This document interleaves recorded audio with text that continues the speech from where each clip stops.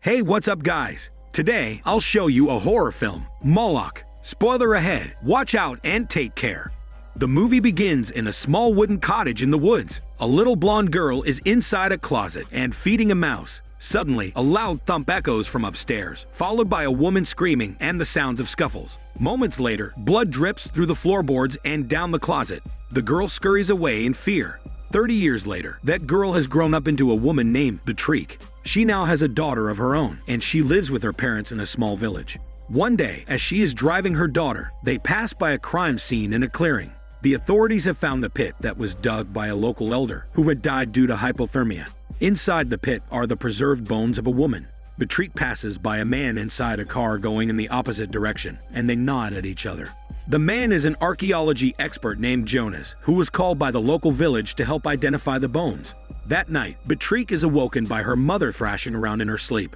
Afterward, she goes downstairs and peeks out of the window, only to see a strange figure walking around her garden. At first, she thinks it's her father, but he turns out to be inside the house. The next morning, Beatrice reports the strange sighting last night. Jonas apologizes and promises that he will tell his men doing the excavation not to wander around at night.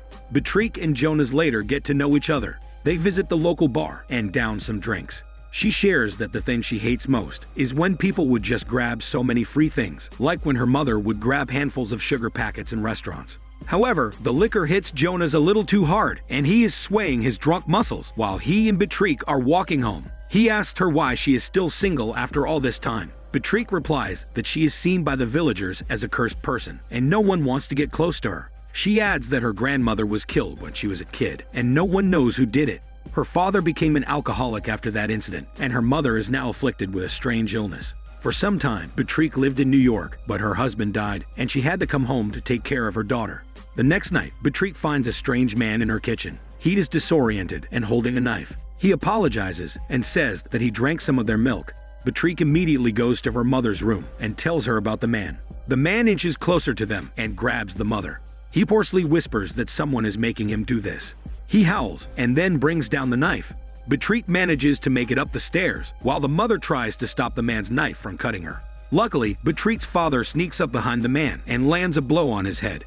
The next morning, Jonas visits Beatrice's house and apologizes to her family because the attacker turns out to be one of his crew. Beatrice takes Jonas to her room so they could talk. She breaks down in tears because it appears that the curse haunting her family is alive and well. Downstairs, the mother whispers that things are happening all over again. The father suggests that they leave, but the mother refuses. She stands up to go to the kitchen and then faints. They rush the mother to the hospital and run tests on her. Like before, the doctors still have no idea what her illness is. While walking around the hospital, Beatrice notices a girl in one of the rooms staring at her. The girl follows her to an elevator, and she keeps repeating the same phrase. The girl reaches out to touch Beatrice's hand, and she reciprocates. When they clasp hands, the elevator comes to a standstill and the lights turn off. Beatrice catches her reflection in the mirrored panel and sees that a ghostly woman is standing behind her, with pale blonde hair standing up on its ends. The elevator starts working again, and Beatrice rushes outside.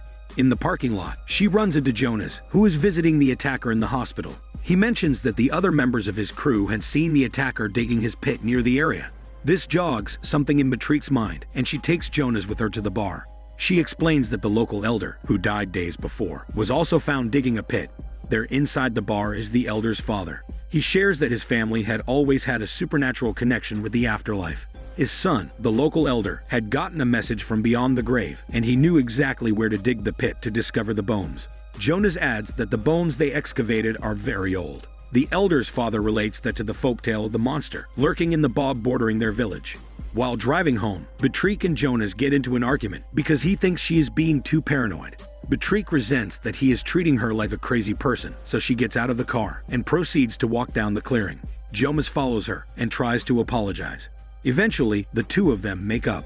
They share a kiss without using their tongues, but later spend the night wrestling each other's muscles together. Later on, Jonas returns to the excavation site. His team discovered that the excavated woman's cause of death was her throat being slit. Other bodies were found with their throats slit vertically too. Jonas orders his crew to research the folktale that the elder's father had mentioned. Long ago, a king and queen ruled the kingdom together. They have a servant girl named Fake, who mysteriously became pregnant. The queen suspected that it was the king who fathered her child, so she spread rumors around the kingdom that Fake was an evil witch. Fake soon felt the other villagers' wrath, and she was thrown into captivity. In her moment of despair, Fake called on Moloch, the god of child sacrifice. In return for her revenge, Moloch demanded that Fake give up her life and her unborn child's life. She agreed to it and killed herself by slitting her throat vertically. In exchange, Moloch gave her the ability to possess the queen's body and control her. This curse continues to haunt the village and claims unborn generations. Beatrice attends her daughter's play. Her mother also watches in the audience. However, her father never comes, and later on, they pass by him in the forest, digging for something. Beatrice decides to visit the elder's father. Using his sixth sense, he takes Beatrice back to the memory of her grandmother dying when she was hiding in her closet. Not long after, she resurfaces from the memory. Beatrice next heads to the excavation site. She realizes that the other dead women found were the people sacrificed to Moloch in order to keep the curse going. What's more, they were from the same lineage of Fake, including Beatrice, her mother, and her daughter. It turns out, Fake's deal with Moloch meant that she would have to sacrifice all the offsprings in her bloodline so she could control their bodies. She had been killing one woman in every generation in order for her to live on. That fateful night when Beatrice's grandmother died, a ritual sacrifice occurred. Fake was in control of the grandmother's body, causing the grandmother to slit her throat, and thus finished the sacrifice of that generation, and allowing Fake to transfer into and control Beatrice's mother's body instead. All these years, Fake had controlled the mother's body, and now it's Beatrice's turn to be sacrificed. After this, Beatrice goes home and starts packing her things. She informs her mother that they are leaving. Meanwhile, Beatrice's father is wandering around the woods. Suddenly, intensifying whispers begin to echo. A group of women clad in white shifts approach the father. Leading the group is a woman who looks very similar to Beatrice's mother. Actually, this is the mother's real spirit, who was cast out of her own body by Fake. The other women are all Beatrice's ancestors, who were sacrificed by Fake to Moloch. The spirits of the ones who have been possessing men and sending them to attack and kill the possessed mother with Fake's spirit inside. Now, they will use Beatrice's father to kill the possessed mother, hoping to end Fake's curse cycle. They possess the father and control his body. He goes back to the house, and forces open the door. He then tries to attack the possessed mother, but Beatrice incapacitates him with a blow to the head. Later on, the mother hangs the father with a noose. She then knocks Beatrice unconscious. When Beatrice wakes up, she is wearing a white shift, and her hands are tied to the bed. In front of her sits her mother with a razor blade. Her mother slits her throat with a vertical slice, indicating that Fake is performing the ritual to finish the next sacrifice, and also transfer her from the mother's body into Beatrice's. Beatrice convulses in her bed. Meanwhile, Jonas stumbles inside the house and frees Beatrice from her bonds. He also gets Beatrice's daughter from the closet where she's hiding. Some time later, the two of them meet in a cafe. He offers to take her and her daughter in, but Beatrice refuses. She assures him that she is fine and he doesn't need to worry.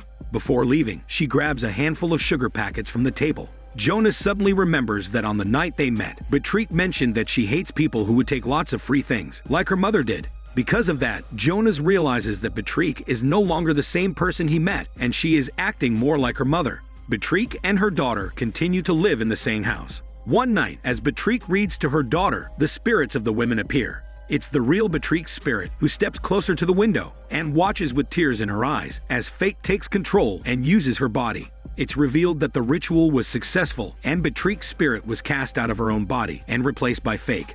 Fake just stares at the spirits and continues to read to the daughter. The movie ends with the daughter glancing up and seeing the hazy image of the spirits passing by. This is Daniel CC Movie Channel. Stay safe and enjoy your day.